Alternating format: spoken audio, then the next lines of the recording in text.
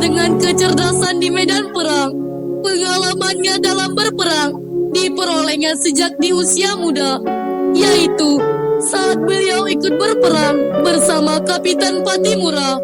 Sosok pejuang wanita ini juga dikenal dengan kegigihannya. Christina Tiahahu sudah berkali-kali ditangkap dan dilepaskan tentara penjajah Belanda. Cut Ngading adalah pahlawan wanita asal Aceh yang dikenal dengan kiprahnya di medan perang melawan penjajah Belanda. Wanita bangsawan asal Aceh ini berasal dari keluarga yang terpandang. Selama masa mudanya, Cut Ngading mendapatkan akses untuk menuntut ilmu di bidang agama hingga rumah tangga. Cut Ngading juga dikenal dengan kecantikannya. Setelah menikah dengan Tuku Umar, beliau diizinkan untuk ikut terjun ke tengah-tengah medan perang melawan penjajah Belanda.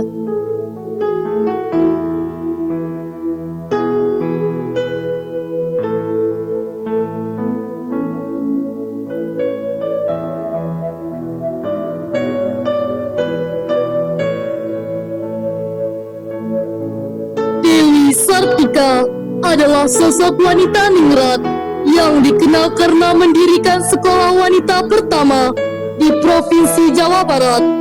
Selama masa penjajahan Belanda, hanya sedikit perempuan Indonesia yang bisa mengecap pendidikan.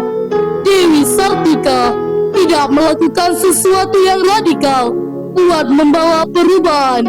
Dengan cerdik, beliau sengaja mengajak teman-temannya untuk bermain peran. Dewi Sartika berpura-pura sebagai guru, sedangkan teman-temannya berperan sebagai murid. Raden Ajeng Kartini yang begitu berjasa terhadap kesetaraan hak antara pria dan wanita di masa sekarang. Putri dari seorang Bupati Jawa, Raden Mas Adipati Aryo Sosoningrat, dan Ibu M.A. Ngasira, yang dilahirkan pada 21 April 1879. Kartini kecil tumbuh di tengah keluarga yang menjunjung tinggi pendidikan dan agama.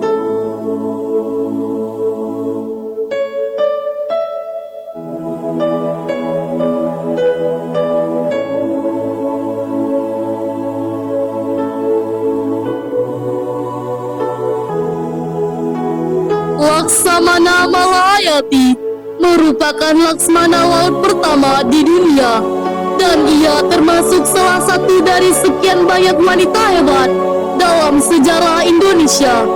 Bersama pasukan armada Inong Bale yang terdiri dari janda-janda prajurit Aceh dan gadis-gadis Aceh, Putri Laksamana Mahmud Syah bin Laksamana Muhammad Syahid Syah memimpin pertempuran melawan pasukan kolonial Belanda. Nyai Ahmad Dahlan adalah perjuangan dan kesetiaan patut diteladani generasi masa kini. Beliau sangat berjasa dalam upaya perlawanan terhadap kebodohan dan diskriminasi. Bersama suaminya, Kiai Haji Ahmad Dahlan, beliau mendirikan organisasi yang secara khusus bergerak di bidang agama, pendidikan, layanan kesehatan, dan kegiatan sosial.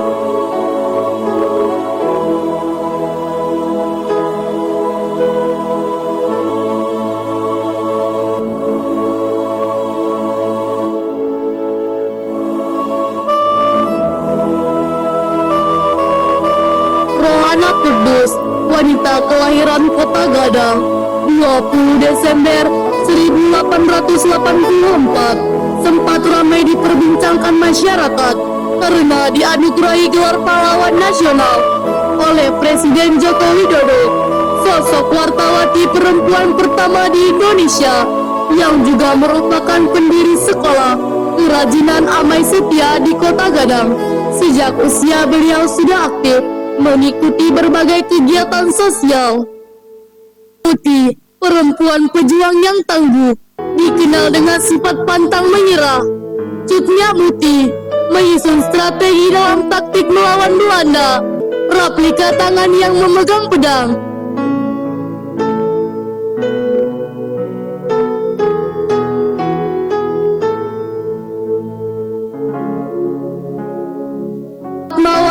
Soekarno Putri adalah sosok ibu negara pertama Republik Indonesia yang jasanya tak terlupakan di perjuangan awal kemerdekaan Indonesia tahun 1945. Kini Sangsaka Merah Putih bisa bebas berkibar di seluruh penjuru negeri, dan beliau adalah sosok di balik berkibarnya bendera pusaka bangsa Indonesia.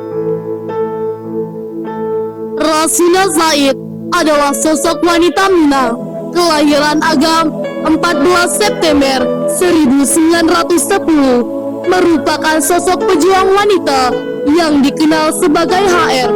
Rasuna Said mengangkat martabat kaum Hawa yang sangat ditakuti penjajah Belanda karena kemampuannya berorator begitu hebat.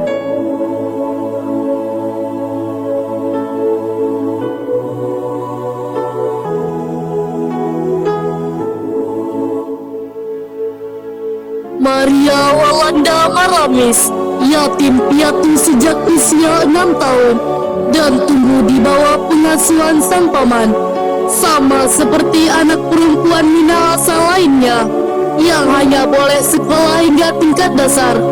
Maria juga harus tinggal di rumah usai pendidikan 3 tahun. Bedanya, ia berkesempatan bergaul dengan orang terpelajar, salah satunya pendeta Belanda di Maumbi, Ten Hoff, yang mendorongnya memajukan kaum wanita Minahasa. Raden Ajeng Kustiahulan Siretno Edi atau Raden Ayu Serang yang lebih dikenal sebagai Nyi Ageng Serang juga punya catatan sejarah Indonesia. Putri bungsu Pangeran Natapraja yang ternyata merupakan ahlinya di bidang siasat dan strategi, ikut angkat senjata membantu sang putra dalam Perang Jawa.